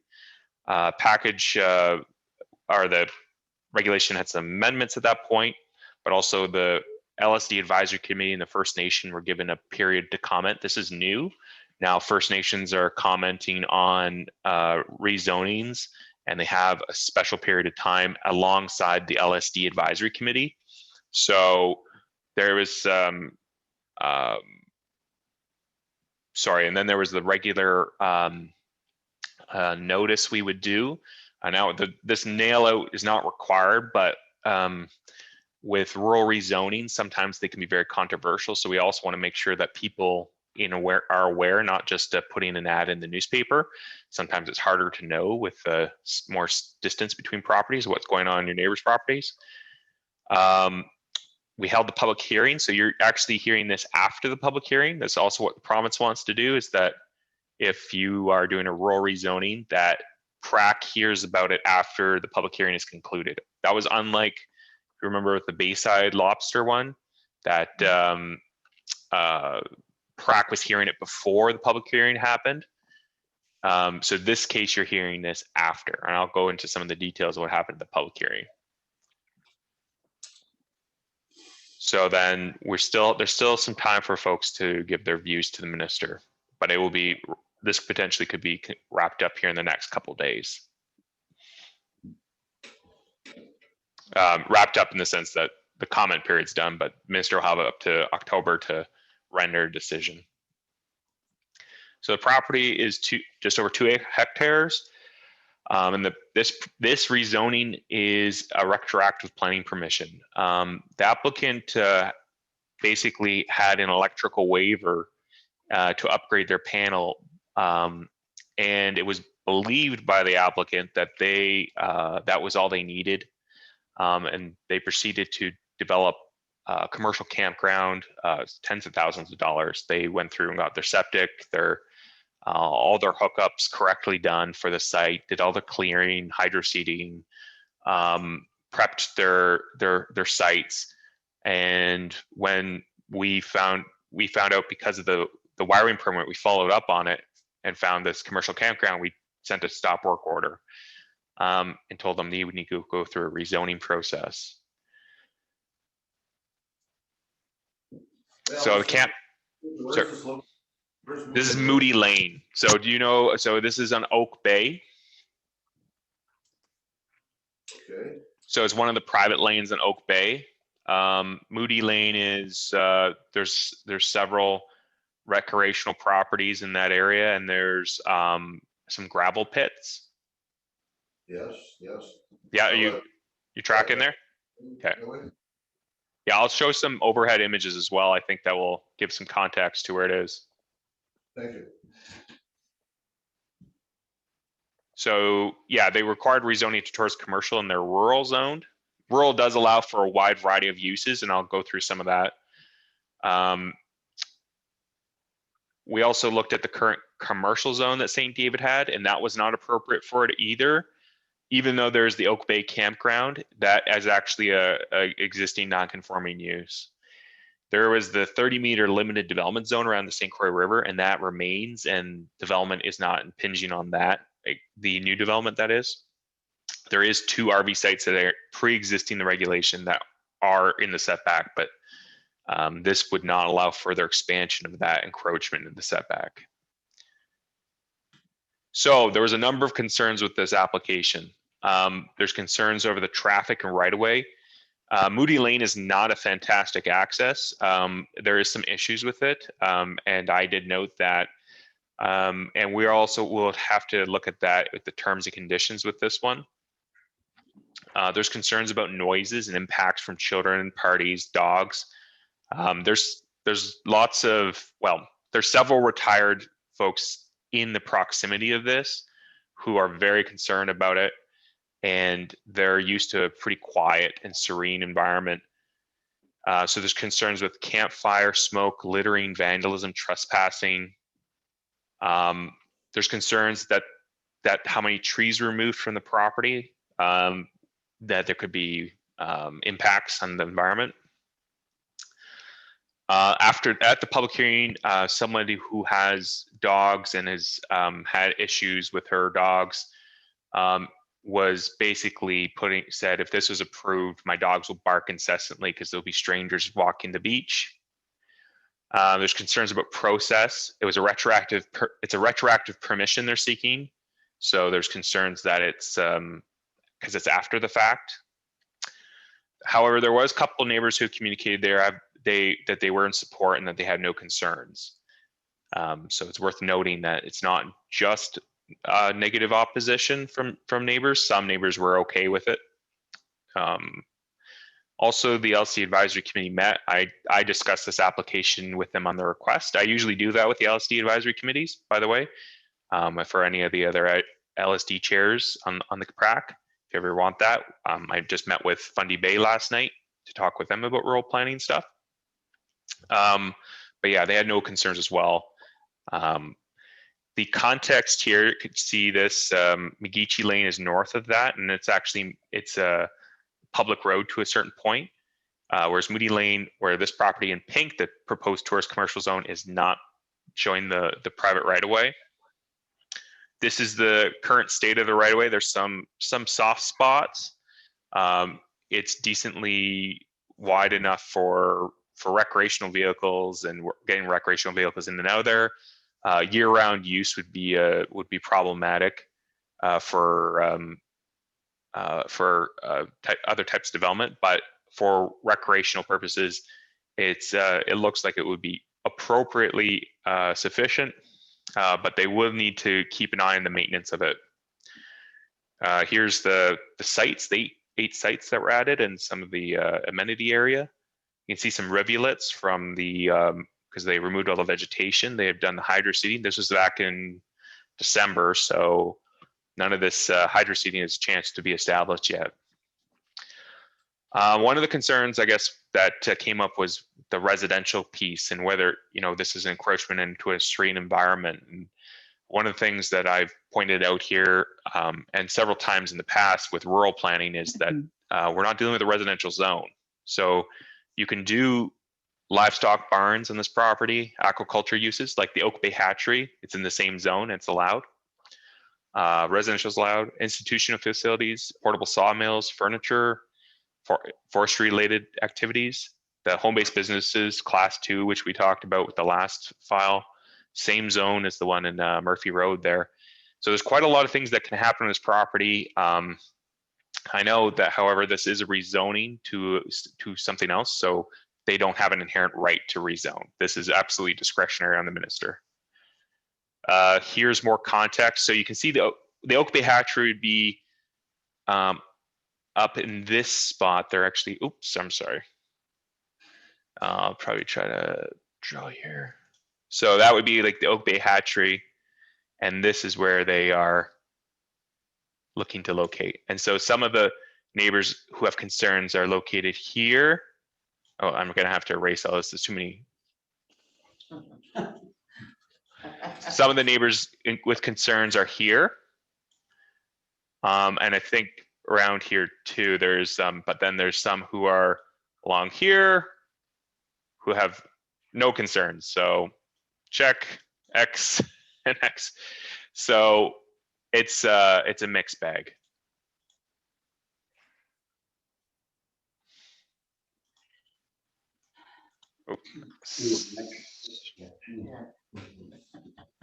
Okay, so again, this is same St. David planning area we're talking about. Balancing the development objectives is key with this plan. Quality of life is important, but also protecting resource base. We're also looking at, this actually aligns with the St. Croix corridor management plan, looking to encourage recreational uses that avail themselves of the river. And so this development has a boat launch that was part of it, and connecting people to the river was the idea with the tourism development. At the same time, we got the major concerns from neighbors. So how can those be addressed? So we're looking at the potential for this to have impacts, and when I walked the site and looked at what would be reasonable, I think the applicant was a little bit shocked by what I was proposing, but I think the neighbors would think maybe it was too little. So this is the kind of balance here. There are 10 sites. It's not an overly large campground, so I'm not thinking this is going to change the rural character. Commission has rejected campgrounds in other locations. Recall the Musquash rural Musquash rural plan. There was a campground there that was controversial, and PRAC actually rejected it. We also noticed that wherever you get a higher density of rural residential, you get more neighbor concerns. It's not a highly dense area, less than 10 dwellings in a half a kilometer diameter or 250 meter radius. So looking at all these factors, if the minister is going to attach terms and conditions, they should be pretty comprehensive given the amount of concerns.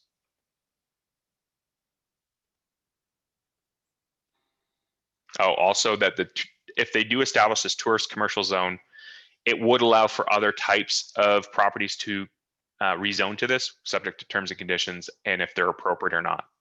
So it could help bring about some of the objectives of the St. Croix management plan that the St. Croix Waterway Commission oversees.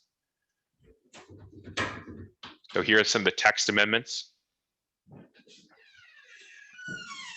So it's policy to consider low impact tourist commercial uses to locate in proximity to St. Croix River, subject to an amendment to this plan. So looking to the tourism development. Some of these are repeated, but that was the modified policy. So these are some of the things that need to be taken consideration when you're doing a rezoning. All the external impacts, visual, so on. So it's fairly comprehensive.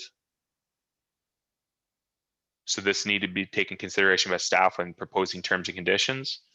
Adding the new zone to the list. Sorry, the AAA is not correctly numbered, but that doesn't show an actual regulation. And basically, tourist commercial zone is the same as the commercial zone, except you can do a campground. That's the only difference between the two. So, and the other thing is the commercial zone is located along the 170, whereas this potentially could be located along the river in other locations. So this rezoning comes with the map, and that's the Schedule D1, and we already went through that, just showing the property change in the zone. Here would be the terms and conditions. So the PIDs listed here, the 5 meter wide landscape buffer be established, is to have some larger green setback for those properties that were to the north. There were some concerns there for sure. They also called for there to be not just a buffer of landscaping like greenery, but there be a wall established. That's not what I've recommended, but that could be something that PRAC communicates to the minister. That was the person to the north thought that would be appropriate if this were to be approved. That the property's main use be limited to campground with a maximum 10 sites and 1 single family dwelling unit. Those are the concerns that this is going to become a huge trailer park and will be out of control. So this condition would limit them. They're not going to be able to go beyond the 10. And this third one also will ensure we'll be able to enforce it easy enough. Because if we drive up there and there's 20, you're in violation of this. You could lose your rezoning if you don't fix it, kind of thing. So you can't just say they're stored there. That was number 3. We want to make sure it's enforceable. Prior carrying out any development with 30 meters, building development permit be obtained in compliance with the applicable regulations. So we don't want them to further encroach on that St. Croix River. And if they do, they can be a violation number 4. 5, that any garbage should be contained in animal-proof receptacles and sent to the landfill to not create noxious odors for adjacent properties, wildlife, and attract wildlife, cause environmental hazard. That potentially could be the only environmental contamination or addressing the concerns with the littering. Cannot become an unkempt, unsightly, poorly maintained park with lots of garbage. If they do, they can be a violation of this term and condition. Exterior lighting be shielded. So pretty standard term and condition to protect the night sky. And that there'd be hours for loud noises. There's no noise bylaw in the rural areas, as you guys all know, but in this property, they would be held to a requirement to have quiet hours at 11 p.m. to 7 a.m. The enforceability of this is always a challenge, but there is ways to address it if it's clear and obvious that they're not following this, and there is legal precedence. So we did check this with our lawyer, and he did confirm we have an enforceability route with this type of language. And it's, so we could definitely work with this. 8, and we talked about the access. Any current access or replacement thereof to the development shall be maintained by the campground operator in order to provide reasonable access to lands herein be rezoned. So the applicant does currently maintain that right of way. He has some tractors and so on, and has been maintaining it, grading it. So it's incumbent upon him to maintain it in a condition that is going to allow for the development and not cause that to degrade beyond reasonable. And then 9, if they're forced to change the location of their right of way for whatever reason, they wanted to go north, and then they're going to have to attain the correct permissions. So that would be that one, and that they overall have to conform to a site plan. And this is the enforceable clause, meaning they could lose their rezoning and have to convert the land back to what it was. So this is the site plan that will be attached to the bylaw or the regulation, showing where the locations of things can be. So you have,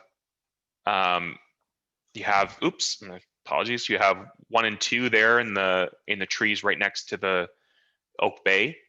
And then 3, 4, 5, 6, 7, 8, 9, 10 are set back further, at least 240 feet from the high water mark.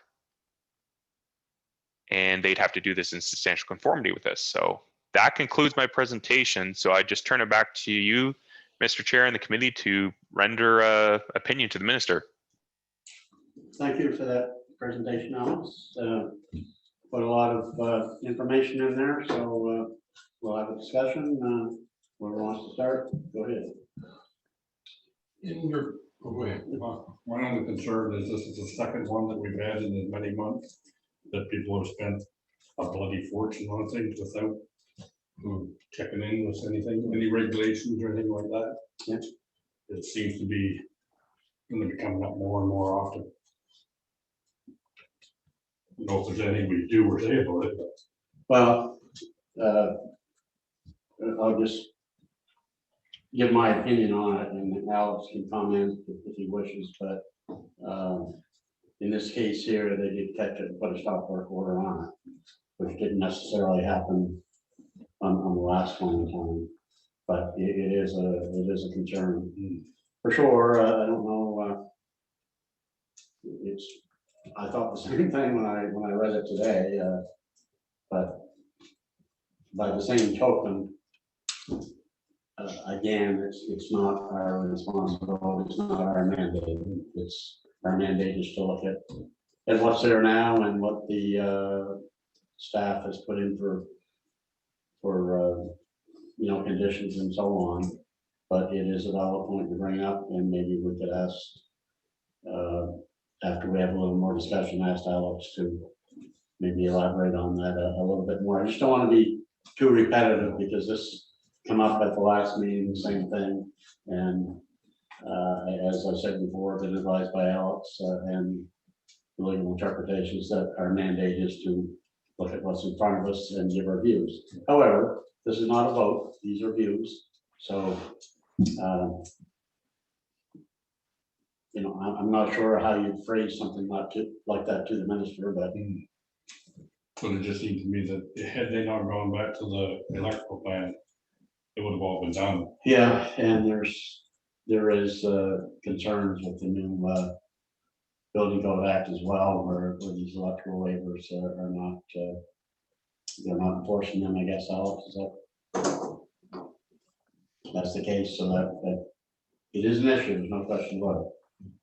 My only concern is the hours of operation. I know that if anybody pulled in beside my lot and wanted to go until 11 o'clock at night, I figured 10 o'clock was plenty of time for them doing the thing, and I'd say 8 to 10, not 7 to 10. I'd say 8 to 10 would be would be my recommendation. That's just my opinion. Yeah, I agree with that. I think they can stay there midnight if they want to. They're sitting there quiet and watching the bonfire or something like that. But they're 50 or 20 people at a trailer having a big party. Nobody want that. No. The picture that you showed there, there's a couple of buildings close to the water. Are they on that property? And who owns the buildings? Mr. Chair, if I could. So the applicant's Fred Stafford, and he lives on the property. So this is basically his he's just his retirement. He's a RV enthusiast, and basically wants to invite some people that he's I think that have kind of moved on from another park to come to his property. So yeah, he lives there, and he has a house in the outbuilding there, the garage structure, and then the 2 RV sites that are pre-existing there. So Okay, and I also ask, access to the river, is that going to be part of the plan for the trailer park as well? yeah, so you can do boat ramps in the St. Croix corridor plan. That's fine. And in fact, we're encouraged to make use of the water. So yeah, they've done a boat ramp that didn't require a building permit or anything like that. It's just a landscaping feature, but it was done appropriately.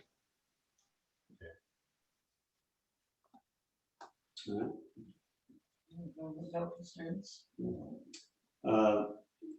Vance?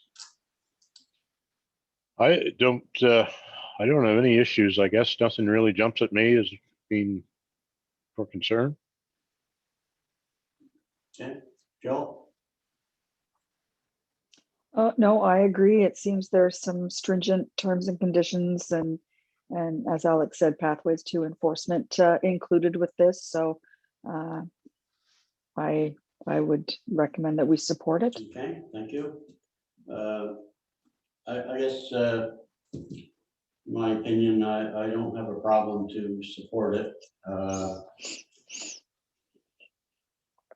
Possibly,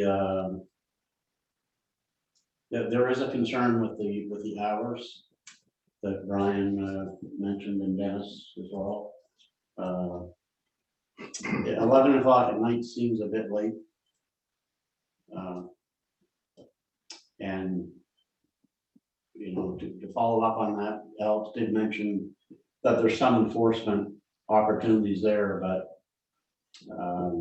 how effective would those measures be?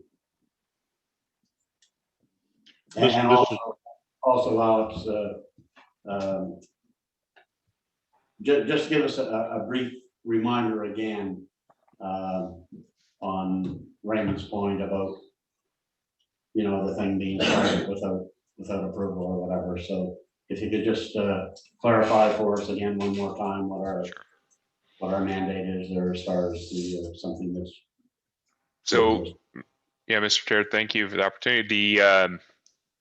The part of our work is working with the public who may or may not know the regulations, or may not know to the extent they should be inquiring, may sometimes try to get away with things that they know they should do and they don't. But what we have been advised is using planning tools like rezoning or variances can be a pathway to compliance. And you don't change the parameters for them because they did something illegal to begin with. Basically, if you were looking at something that's a retroactive planning permission, you got to look at it as if they had no investment whatsoever, and you were treating it like carte blanche. I know it's emotions and the feeling of people who've already put all the money in makes it may make it feel like a hard decision, but you actually don't treat it any differently as if they're proposing to do something that's never taken place yet. The reason is because you can't use somebody's or at least how we've understood it, we can't use somebody's misbehavior as a reason to turn down a variance request specifically, because it's not one of the three areas of rationale that the act allows for variances. So correcting nonconformities is something you can do with those planning tools. Again, you're not giving them any special license to go break the rules and then go get easier to get beg forgiveness than get permission. No. It's the same thing. It's just if they get denied permission, they've already invested all this stuff. They could lose their investment and they're at much greater risk. So basically, the opinion is can't punish them if they're trying to come to compliance at now or the correct time when it was before. They're treated the same from the purposes of this decision making. And that's basically it, I think. The other thing I think is when you think about when a council or a minister makes a decision, though, the act doesn't give them any kind of criteria to operate. Council or the minister could decide they don't like that they went ahead before and deny them permission. So they have way more leeway how they make a decision. Okay, thanks. So just to clarify, so that if this comes up on another application in the next meeting, or whatever, there is a clear separation between our duties to approve or reject or advise on one of these changes and your division's duties to enforce.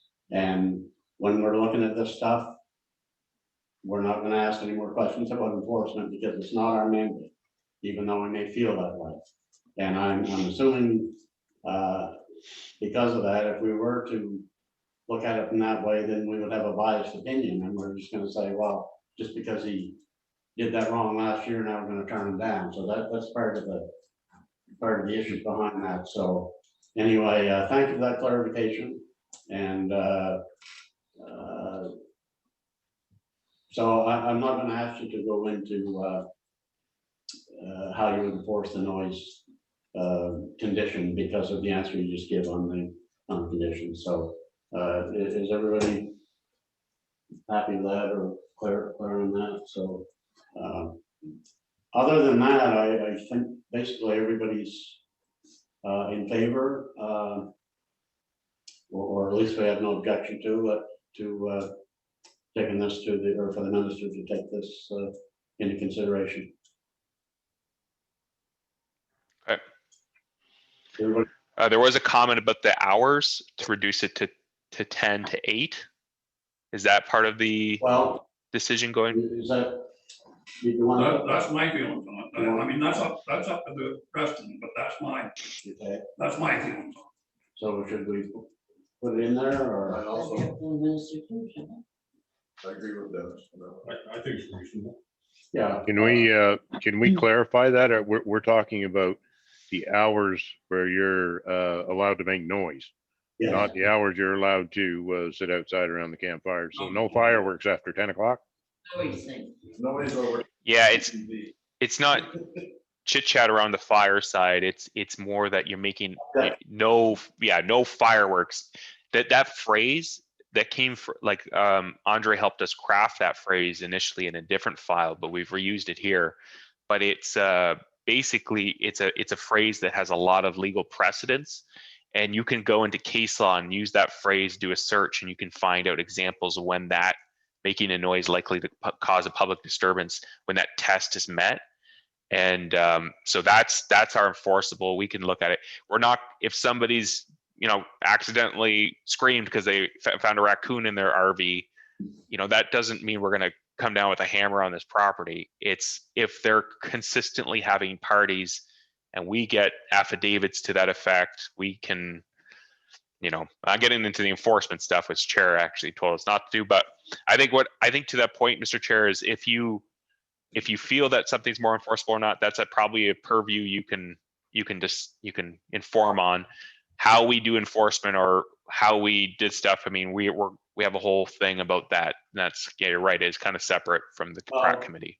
We'll stay away from the enforcement part of it, but we will add to our views that we would encourage the minister to review the hours provided for the objectionable noise, and I'd make his own decision on it. But if we can just somehow put in the letter that there was a couple of concerns raised with the late hours, and that he should consider that in his decision. But Mr. Chair, if I might ask a question, would that put this operation at any kind of unfair disadvantage over another campground in the same area that doesn't have to follow those rules or have the same time constraints? Is that something that should be considered as well? Alex? It could be, and I think the applicant was pretty daunted by the terms and conditions as they are. So it may be a reasonable consideration to think about how it's going to affect his operation. Okay.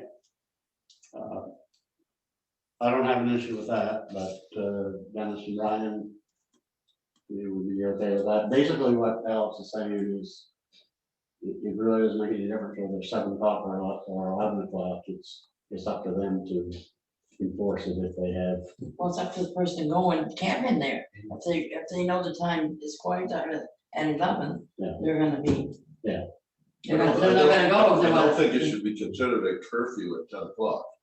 It means that if you're gonna measure it by dB, then you would have Yeah. some technical equipment out there that says you're at 10 dB, and when you go to 15, you gotta quiet It it doesn't down. really make any difference what. We're not gonna go to that effect, but basically it's almost a gentleman's agreement that we'll keep it down to a dull roar after 10 o'clock at night. And I really don't know how you can enforce it. The RCMP got more to do on Friday night and Saturday night than go down and it's a very hard thing I would think to enforce. So are we okay to leave it as is then, or? You know, the owner actually lives on that property. Yeah. He actually lives there. What's the other single unit dwelling associated with the trailer park? Mr. Chair, I think the member is referring to the condition on there being 1 single family dwelling unit and 10 RV sites. Oh. So that's the limitation on how they can develop the property. So they're capped basically. That's one additional unit? Nope. Or the- A maximum of, including all inclusive. Okay. Okay, well, I'm still not sure if Dennis and Ryan are comfortable with leaving it the way it is, or. I don't think that really we can actually have to leave that up to the minister to decide what he's gonna do about that, because I don't think we really have enough evidence or knowledge on noise levels. Let him, he's the minister. Well, but it's the time that Dennis said concerned with. I'm not gonna change my views, it's what the consensus of the committee is. Yeah, I know. My views is that it should be from 8 in the morning till 10 in the evening. Okay. And after that, I mean, you can still sit outside and talk. But if you're sitting there and you're between 10 and 11 o'clock and you're sitting there and hooping and hollering and next door neighbors, well, they have their concerns too. That's why I asked if he actually lives in the property, because he should have concern with the noise the same as everybody else. At least he should be able, he's there, and maybe he's there and can understand and control it if he wants to. Well, I've gone through that. I like the way that you I'm phrase it. so with Dennis on that one. I like the way that you I don't phrase think it. it'll deal. Have you considered the time? Yeah. Yeah. Okay. Well, okay, so here's our consensus, is that the majority are in favor of having the minister consider the application as is, and there are some concerns about the late night hours of objectionable noise, and that the minister should consider all conditions that staff has put on that before making his decision. And then it's up to him. All right, we'll get the letters drafted for all 3 of these files and send them off to you, Sam. Okay. That's, I think that's the best we can do. No. Yeah. Sounds good. Sounds good. I have a quick question for Alex, if I have Yes. a second. Sure. Alex, with this particular application, there wasn't anybody here to speak. Nobody wanted to talk about it. And I know some of you are familiar with the area and maybe even the property, but I'm not. And I guess I'm kind of wondering, looking at this from the perspective of this guy did a bunch of work, now he's looking for forgiveness sort of thing. Is there even a need for us to know that going into this? I think it's just the context of it. Maybe you're right. We definitely we try to keep everybody informed of all the facts, and it helps. But if we can't regard it, we have to look at it as a new application starting from the ground up anyway. We need to disregard the fact that, you know, he's done a bunch of work and put a bunch of money into it. That doesn't come into play here. So if we can't bring that into the equation, then do we even need to know about this? Is that something that... I see what you mean. That is a good point. I do agree with Vance on that. I do too. Yeah. It's very difficult for us to look at these things over and over and over again, where somebody has gone in and built the thing and basically, like you said, come in later and ask for forgiveness. We understand your explanation, but however, like Vance said, it would be a lot easier if the presentation was just put in front of us for a trailer park, period. Yeah. However, the only problem with that might be that for public disclosure, perhaps you have to present what the history of it is. I'm not sure on that one. So does the public know that? Yep. Or? Sooner or later, someone's gonna come out of the woodwork with another one of these, and there's gonna be two lawyers, high-priced lawyers, basically living on each side of them, and they're gonna go and they're gonna have it shut down because they got the means of doing it. So we're trying to stop this, but I don't know how we're gonna do it, but someone's gonna put brakes to it pretty soon because I can now start one tomorrow. Wouldn't this be something, Mr. Chair, wouldn't this be something, Alex, that maybe we should run by our lawyer? So I think you're asking, should we be disclosing these, and that should go to the lawyer to decide if we should be disclosing these types of situations? Whether we should be putting in there that they put so many dollars into this property beforehand, but just ask them if we can leave that out and it's still not have any effect public-wise, or? It's maybe something I could raise. I can kind of see all the points. Our position is simply just put all the information out there, and we give you guys some pointers to the act as how to make an appropriate decision. Ultimately, you guys can make whatever decision you want to, but you could be overturned in appeals if you don't follow the process correctly. So, additionally as well, I'm thinking about this now after we've had this whole long conversation, but you giving views on a bylaw, you also have a lot more leeway too. So perhaps in this case, it was relevant. If you feel like it's just, if you had a variance application or a similar compatible application or or anything to do with a retroactive permission, that's a decision. Really, you have to treat it as if it's just being asked for the first time. With this, actually, you could. I'm going to interrupt Alex and make a recommendation here that that we have a training meeting to discuss that, because this is a public meeting tonight and we're getting off focus here. Okay.